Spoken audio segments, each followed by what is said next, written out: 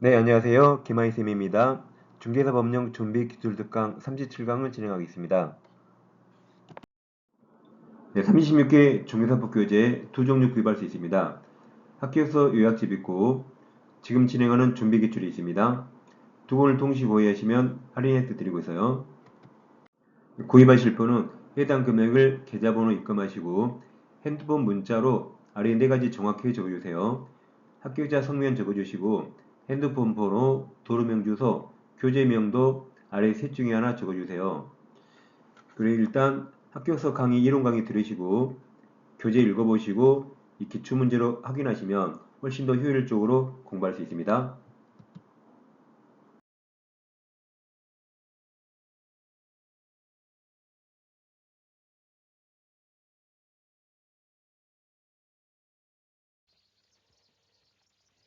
지금 한 번에 끝내는 중개사법 이론 강의 꼭 듣고 오셔야 됩니다. 꼭 들으셔야 문제가 잘 풀려요. 이 시간에는 부동산 거래 신고 등에 관한 법령 공부하고 이게 흔히 사회에서 말하는 실거래가 신고죠. 근데 실거래가 신고는 공통신고상이 시험에 잘 나오니까 이걸 꼭 외우셔야 됩니다. 자, 먼저 계약 체결이 있어요. 중도금 지급일, 잔금 지급이 있습니다. 다음 당사자 인적사항, 매도인 매수 인적사항입니다. 다음 3번 거래 대상 부동산의 소지지 지번 지목 면적이 있고 4번 거래상 부동산의 종류가 있습니다. 5번이 최근에 신설됐죠. 5번은 매수인이 국내에 주소 또는 거소를 두지 않을 경우에는 위탁관리인 인적사항 포함됩니다. 그러니까 매수인이 국내에 주소나 거소가 없어요. 그러면 부동산 거래 신고했는데 뭔가 신고를 잘못했다면 연락을 취해야겠죠. 근데 연락이 안 되겠죠. 또 뭔가 잘못하면 과태료나 형벌을 때려야 되는데 과태료 부과해도 연락이 안 됩니다. 이처럼 매수인이 국내에 주소나 거소를 두지 않을 때는 한국에 위탁관리인을 둬야 되고 그 위탁관리인의 인적사항을 신고합니다. 그래야 그 위탁관리인에게 뭔가 통지를 보내겠죠. 6번이 제일 중요한 실거래가, 실제 거래 가격. 7번 계약 조건이나 기한이 있는 경우 조건 기한입니다. 8번은 개공이 거래 계약서를 작성 기부할 때 다음 사항이죠. 8번은 거래 당사자가 직거래하면 개공이 나올 수 없으니까 8번은 신고할 수 없어요. 개공이 중개했을 때만 8번이 나옵니다. 개공이 인적사항이고 중개사무소 상호 전화번호 소재지 얘들이 이제 부동산 거래 신고 공통사항입니다. 그래서 이제 이렇게 올 거예요.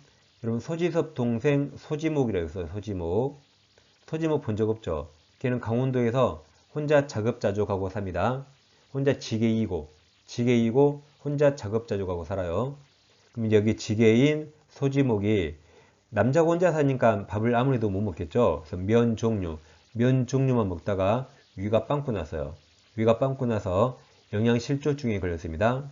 다시 지게인 소지목이 면 종류만 먹다가 위가 빵꾸 나서 영양실조증에 걸려서요.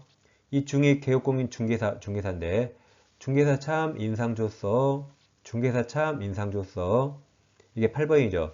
개업공인사 인적사항 상호 전 이게 전화번호 소재지입니다.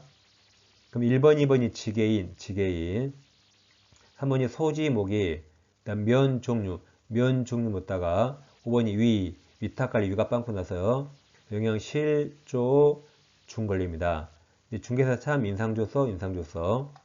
이걸 부동산 거래 신고사항인데 오답도 외우셔야 돼요. 오답으로 많이 나온 게 권리관계 X. 권리관계는 부동산 거래 신고하지 않습니다. 왜 그럴까요? 부동산 거래 신고는 매매계약만 신고하죠. 그러니까 매매라 당연히 권리관계는 소유권이죠. 그 다음 공포상 거래규제 이용 제한도 없습니다. 이건 신고사항이 아니에요. 특히 오답까지 외워두세요. 권리관계 공포상 거래규제 없다. 이 시간에는 문제집 159페이지입니다. 부동산 거래 신고법상 부동산 거래 신고 대상이 되는 계약이죠. 계약을 물었죠. 계약에 동그라미 쳐요. 매매 계약만 신고하죠. 끝부분 보세요. 기억은 공급계약 매매계약이죠. 니은도 공급계약 매매계약, 디귿 매매계약, 리을 매매계약에서 다 정답입니다. 계약을 물어봤으니까 매매에 찾으면 되겠죠. 네, 2번도 같은 유형이죠.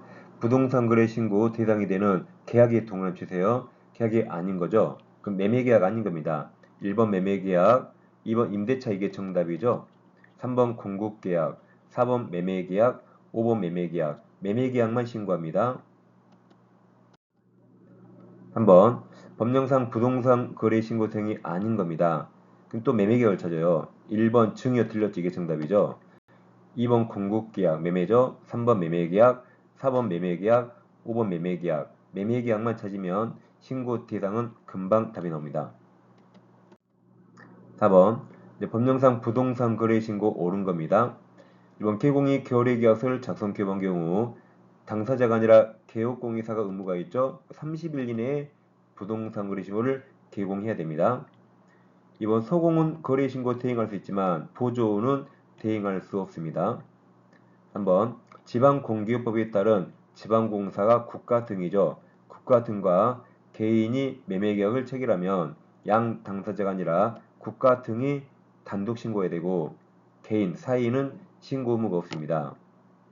4번 거래상 부동산의 공포상 거래 규제 및 이용 제한에 관한 사항은 신고서 기재사항이 아니죠. 이건 신고 대상이 아니다고 암기법 외웠습니다.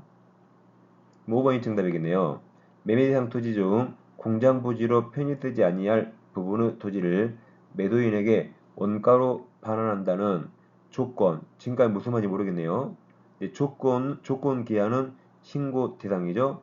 조건을 당사자가 약정하면 그 약정은 특약상은 신고상에다 맞았죠. 그래서 앞부분이 무슨 말인지 몰랐지만 조건 기한 등 그 밖의 약정상은 신고상에 해당하죠. 이게 정답입니다.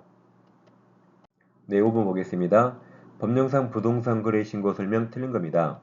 1번 정비법이죠. 정비법에 따른 관리처분 계획인가로 인하여 취득한 입주자로 선정된 지위, 이게 입주권이었죠. 그 다음 매매계약은 하니까 신고해야 되죠. 거래 신고해야 됩니다. 2번 공인중개사 법령상 중개 대상물에 해당한다가요. 모두 부동산 거래 신고 대상에 해당되는 건 아니죠. 서로 다릅니다. 임목은 중개 대상물이지만 부동산 거래 신고 대상이 아니죠. 공장재단과 광업재단도 중개 대상물이지만 부동산 거래 신고 대상이 아니기 때문에 두 개는 서로 다릅니다. 한번 거래 신고받은 신고관청은 그 신고 내용을 확인한 후 신고인에게 부동산 거래계약 신고필증을 즉시 발급하죠. 이거 가지고 가서 등기해야 되죠. 이 신고필증 받으면 거민은 받을 필요 없죠. 4번 거래 신고하려는 개업공인사는 부동산 거래계약 신고서에 서명 또는 날인하여 답 틀렸죠. 중개사무소 소재지가 아니라 목조물 소재지 그리고 등록관청이 아니라 신고관청에 제출합니다. 이게 정답입니다. 5번 거래 신고해야 하는 개공 위임받은 소공은 부동산 거래계약 신고서 제출을 대행할 수 있습니다. 소공만 대행할 수 있죠. 보조는 할 수 없습니다. 6번 부동산 거래계약 신고서 작성 옳은 겁니다. 1번 거래대상 종류가 공급계약 이게 새거죠.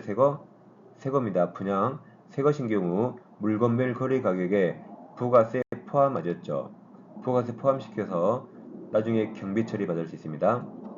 2번 계약 대상 면적에는 실제 거래 면적을 계산하실 때 건축 면적은 지읒, 집합건물 지읒, 집합 건축물은 지읒, 전용 면적이죠. 전용 면적. 그 밖의 건축물이 연면적입니다. 3번 공포상 이용 제한 및 거래 규제 관한 사항은 신고사항이 아니다고 이미 나왔습니다. 4번 종전부동산은 입주권만 적죠. 입주권. 여기서 종일 입주권입니다. 5번 개공이 거짓으로 신고서를 작성하여 신고하면 거짓 신고하면 500만원이 아니라 취득가액의 100분의 10 이하 과태료로 되죠. 취득가액의 10% 이하 과태료 부과사입니다. 네, 제2편 부동산 거래 신고에 관한 법령 어렵지 않습니다. 함께하면 고득점 할 수 있습니다. 이 중개사법 한 번에 끝내는 이론 강의는 왼쪽 영상 클릭하시면 함께 공부할 수 있습니다. 우주 최강 암기법으로 고득점 하세요. 다음 민법 파이널 특강은 오른쪽 영상 클릭하시면 딱 A4 24페이지 분량으로 민법 전 과정을 아주 빠르고 신속하게 공부할 수 있습니다. 저는 다음 시간에 뵙겠습니다. 감사합니다.